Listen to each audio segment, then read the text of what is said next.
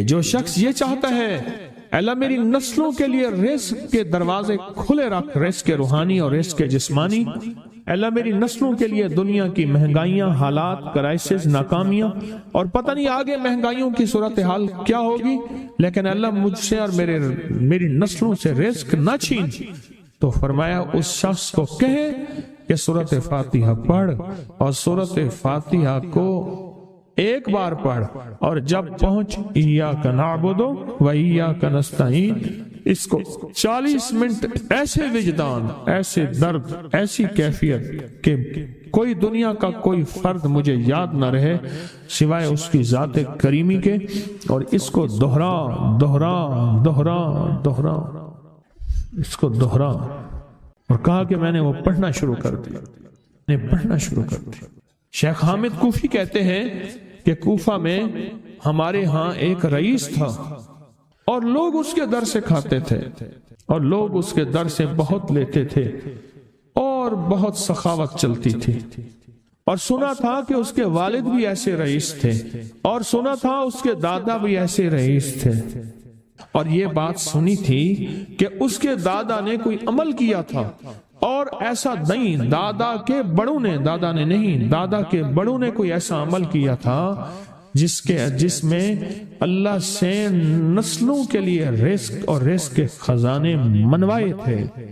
کتنے لوگ ایسے ہیں، مال دولت چیزیں ایسے حالات اور گردش میں آئے کہ ناموری سے گمنامی میں چلے گئے۔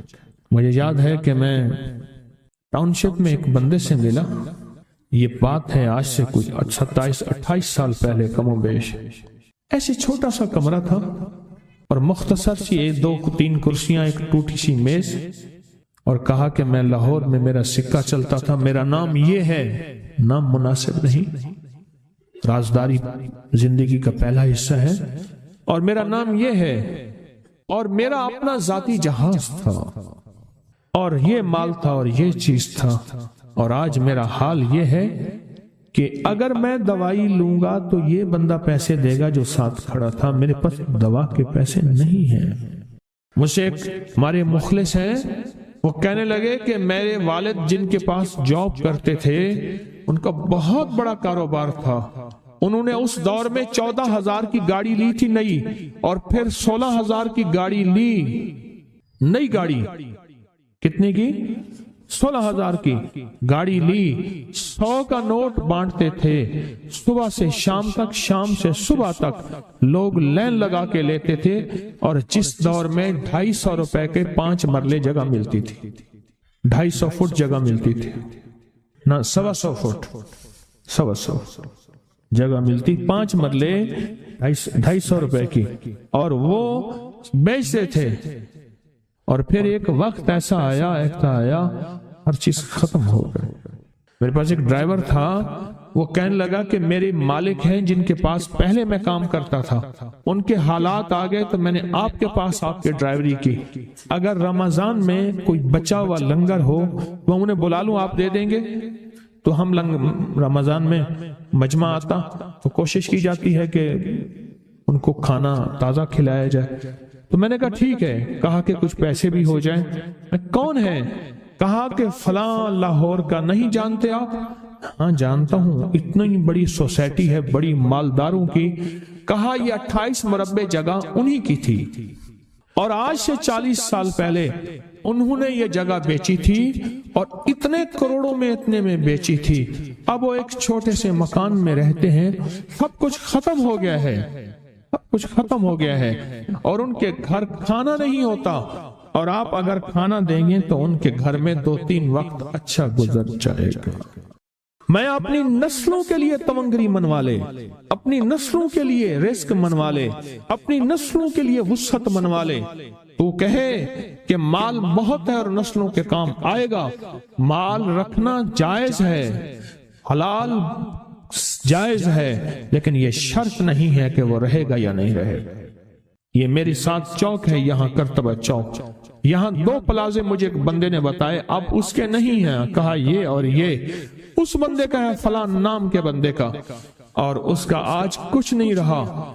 اب وہ جس کسائی سے گلبرگ میں ہے یہاں لاہور میں، جس سے بہت منو گوشت آتا تھا اور بڑے بڑے رئیس دعوتیں پکتی تھی، چپ کر کے جاتا ہے اور وہ کچھ پیسے اس کی مٹھی میں ڈال دیتا ہے اور وہ اس سے زندگی کا گزر بسر ہوتا ہے۔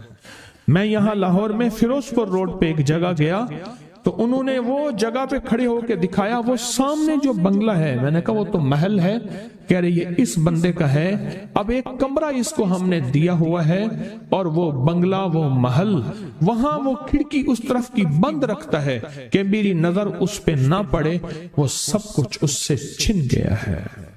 سنیں، یاد رکھیں، جو اللہ کے خزانوں سے ملتا ہے وہ تیری جیب سے جا نہیں سکتا، وہ دنیا کی جیبوں اور مالوں سے جو ملتا ہے وہ تیری جیب میں رہ نہیں سکتا۔ یہ جو عمل ہے نا، نسلوں کے لیے رزق منوانا، برکت منوانا، نسلوں کے لیے رزق منوانا، نسلوں کے لیے برکت منوانا، یہ جو عمل ہے، بس اب میں نے آپ کو عرض کیا نا کہ آپ پوچھیں کتنے دن کریں گے، میں نے کہا دل خود بولے گا، من خود بولے گا، اندر خود بولے گا۔ میں نے آپ کو کچھ واقعات سنائے ہیں، بڑی بڑی ہستیوں کے واقعات، بڑی بڑی ہستیوں کے واقعات۔ یہ اس میں سعودی عرب مکہ مکرمہ میں ایک جگہ ہے، اس کا نام خالدیہ ہے سوسائٹی۔ میں وہاں ایک عرب سے ملا، شیخ ابو ترکی اسے کہتے تھے، تو اردو عربی تو مجھے آتی نہیں، بس تھوڑی بہت ایسے شدھ بدھ ہے، تو وہ تھوڑی ہی دیر میں کہتے تھے، ایسے اٹھتے تھے نا، کہتے تھے اللہم ایاک نعبد و ایاک نستعین۔ میری ان سے چند ملاقاتیں ہیں، بوڑھے تھے، بابے تھے، کہ ان کے بڑے آئے تھے، اصل میں خلافت عثمانیہ تھی تو ان کے بڑے ترکی سے آئے تھے، تو پھر مکے میں رہتے تو وہیں کے ہو گئے۔ ان کا جو خادم تھا وہ اردو بولنے والا تھا اور انڈیا کا تھا، اس سے میرا تعلق تھا، تو میں نے اس سے پوچھا، میں نے کہا تیرا جو ہے یہ بابا یہ کیوں پڑھتا ہے؟ یہ پتہ نہیں، میں پوچھ کیوں پڑھتا ہے؟ اس نے کہا جلالی بابا ہے تو کہے گا مجھ سے۔ میں نے کہا میرا کہے؟ اچھا، وہ میرے اشارے دیکھ رہا تھا، تو اس نے عربی سے پوچھا کیا کہتا ہے؟ اس نے ڈرتے ڈرتے کہا کہ جی آپ یہ کیوں پڑھتے ہیں؟ تو بڑا خوش ہو گیا، کہنے لگا پہلا بندہ ہے جس نے مجھ سے پوچھا، آج تو کسی نے پوچھا نہیں، پہلا بندہ ہے جس نے مجھے یہ پوچھا ہے۔ کہا جب ہم چھوٹے تھے ہمارے پاس بہت غربت تھی اور تنگ دستی تھی، تو میرے والد ہمیں بٹھا لیتے تھے اور ہم سورۃ فاتحہ پڑھتے تھے، اور جب پہنچتے تھے نا ایاک نعبد و ایاک نستعین پر، تو پھر اس کو میرے والد کہتے تھے دہراؤ، بہت زیادہ پڑھو، بہت زیادہ پڑھو، بہت زیادہ پڑھو، بہت زیادہ پڑھو۔ کام پڑھتے تھے، بہت زیادہ پڑھتے تھے، بہت زیادہ پڑھتے تھے، اور کہا میرے والد پھر دعا کرتے تھے اور ہم آمین کہتے تھے، اور میرے والد کہتے تھے چلو مبارک ہو، ہمیں جو ہے اللہ پاک وہ فلاں چیزیں، وہ حلاوے، وہ چیزیں کھلائیں گے۔ کہہ رہے ابے کو دیکھتے تھے، ابا جی ہمارے پاس تو پیٹ بھر کے روٹی نہیں ہے، آپ کہتے ہیں اللہ وہ کھلائے گا، وہ کھلائے گا، اور ابا ایسے خوش ہو جاتا تھا۔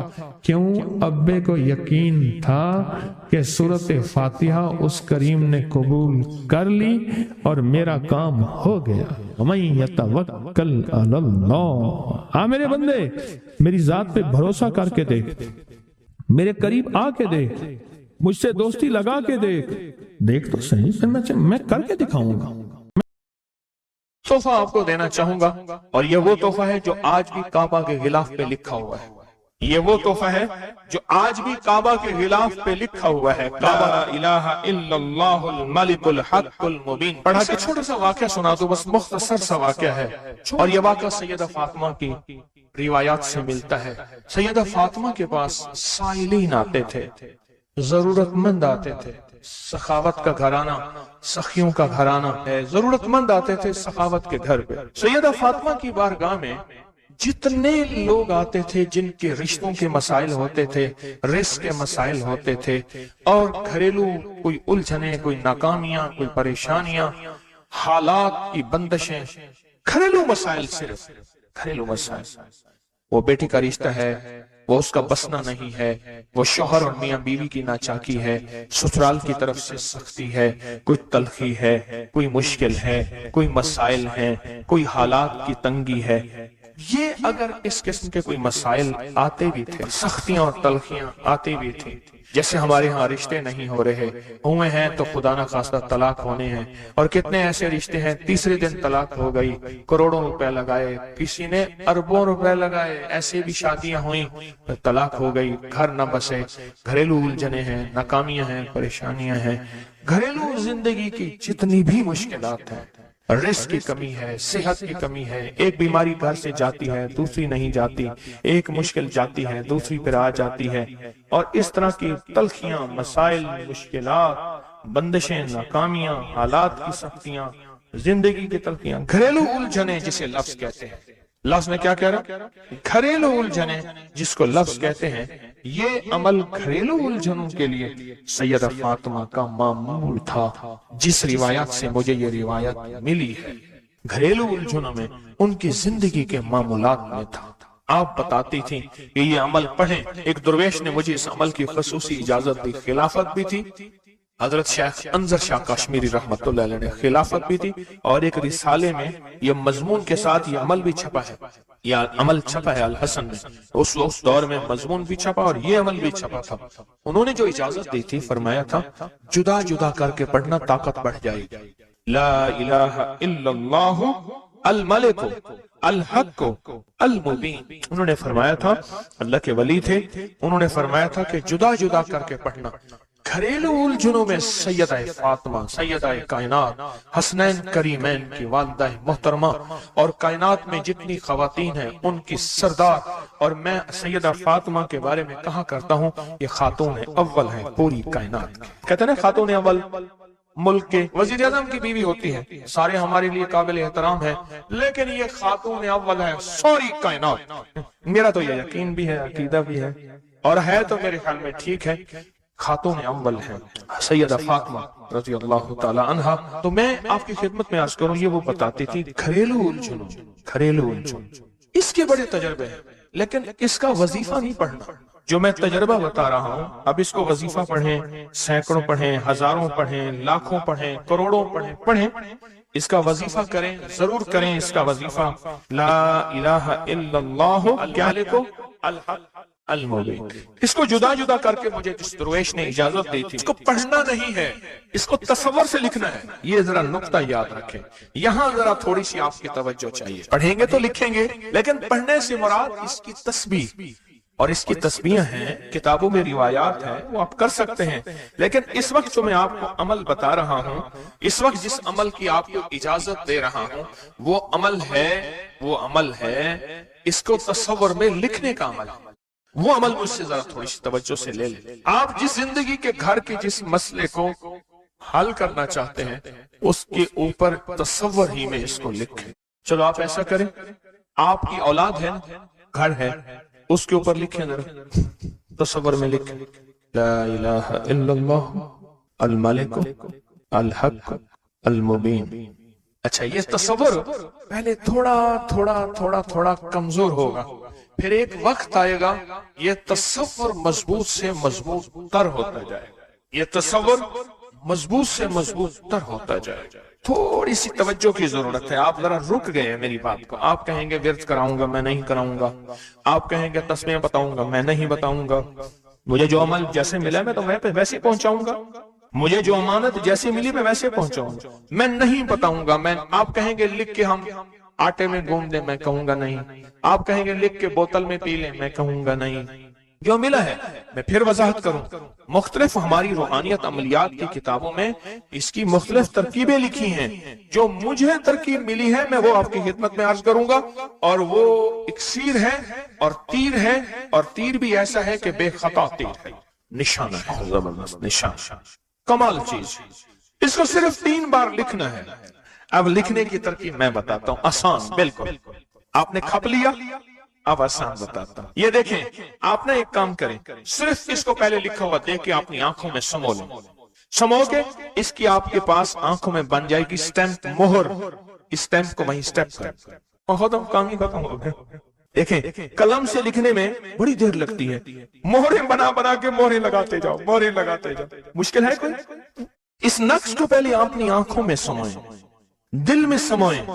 بہت طاقتور نقش ہے، کعبہ کے غلاف پہ لکھا ہوا ہے اور اس کی بڑی طاقت ہے، الملک الحق المبین، اور پھر ادھر کلمہ ہے لا الہ الا اللہ الملک الحق المبین، لا الہ الا اللہ الملک الحق المبین۔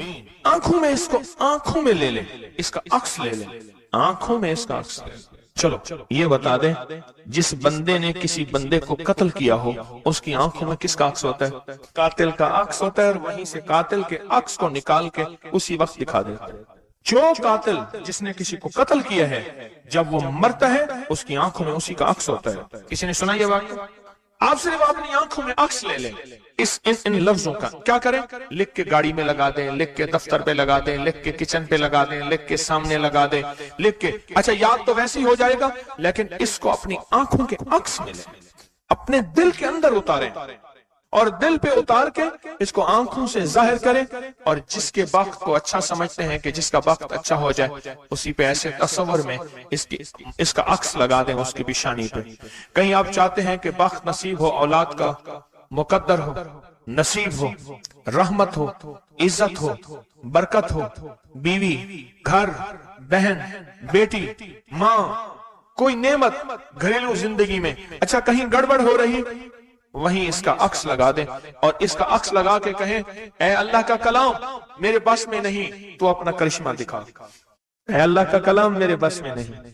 کتنے بزرگ ایسے گزرے ہیں، کسی نے تعویذ مانگا اور لکھ کے دے دیا، اللہ میں جانتا نہیں، یہ مانتا نہیں، تیرا بندہ ہے تو اس کا کام کر دے، اللہ اس کا کام ہو گیا۔